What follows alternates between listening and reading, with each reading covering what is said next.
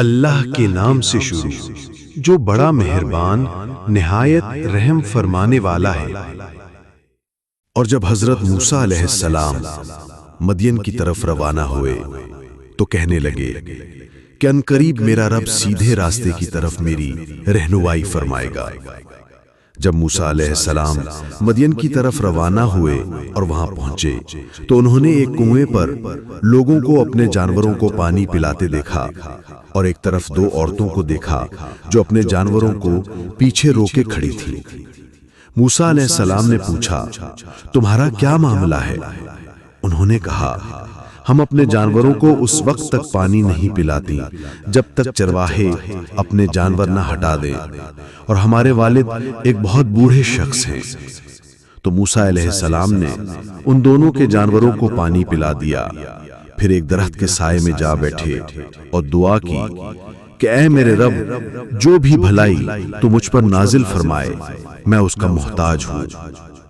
پھر ان دونوں میں سے ایک عورت حیا کے ساتھ چلتی ہوئی آئیں اور کہا میرے والد آپ کو بلا رہے ہیں تاکہ جو پانی آپ نے ہمارے جانوروں کو پلایا ہے اس کی وہ آپ کو اجرت دے۔ جب موسیٰ علیہ السلام ان کے والد یعنی حضرت شعیب علیہ السلام کے پاس پہنچے اور انہیں اپنی پوری داستان سنائی تو انہوں نے کہا ڈرو مت، اب تم ظالم قوم سے بچ نکلے ہو۔ ان دونوں عورتوں میں سے ایک نے کہا ابا جان انہیں مزدور رکھ لیجئے، بے شک بہترین شخص جسے آپ مزدور رکھیں وہی ہے جو طاقتور اور امانت دار ہو۔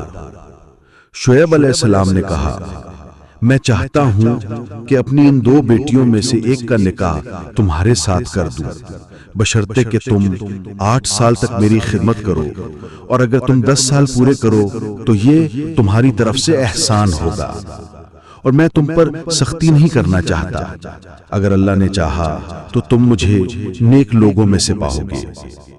موسیٰ علیہ السلام نے کہا یہ بات میرے اور آپ کے درمیان طے ہو گئی، میں دونوں مدتوں میں سے جس کو بھی پورا کروں مجھ پر کوئی الزام نہ ہوگا، اور جو کچھ ہم کہہ رہے ہیں اللہ تعالیٰ اس پر گواہ ہے۔